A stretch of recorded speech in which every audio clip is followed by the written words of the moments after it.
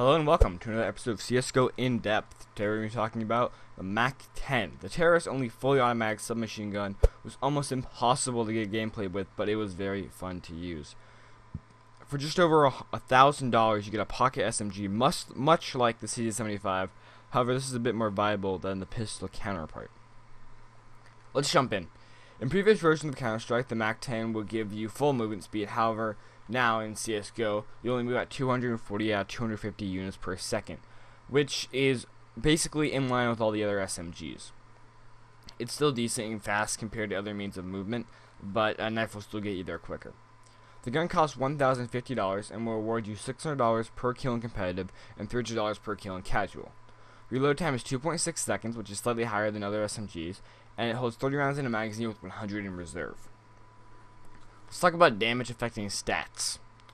This gun has a penetration power of 100. It also has an armor penetration of 57% and a recoil of 80%, which means it's in line with the last gun we reviewed, the Bison. The accurate range of this is a small 15 meters, and this adds to the gun. This adds up to the gun that is good in basically small areas, right? Areas that aren't huge and not open, but indoor areas where you can kind of track your target really easy. Close range is probably the best area to use this when you are inside, when you're probably under the bridge on Dust 2, places like that. When you think of hardcore SMG, the Mac-10 is it. It won't do much past 15 meters. Anything you can do will be very hard to hit with its recoil.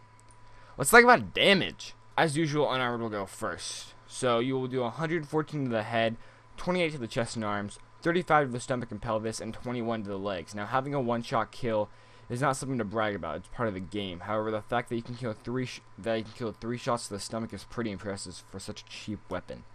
Moving on to armored, you have 65 for the head, 16 for the chest and arms, 20 for the pelvis, and 21 for the legs. Now, the damage drop-off here is massive. The legs are one of the best places to go when you can't hit the arm, when you can't hit the head, right?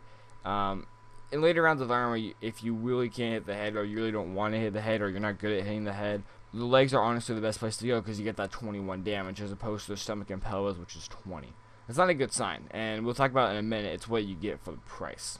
Overall, I think it's another weapon where if you can get it earlier, the better it will perform.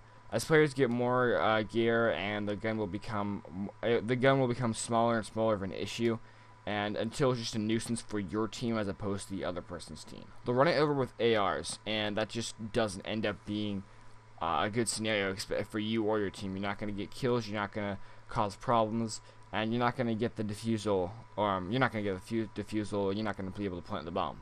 Anyway, with that, my name has been Z-Star, and I'll see you guys in the next video.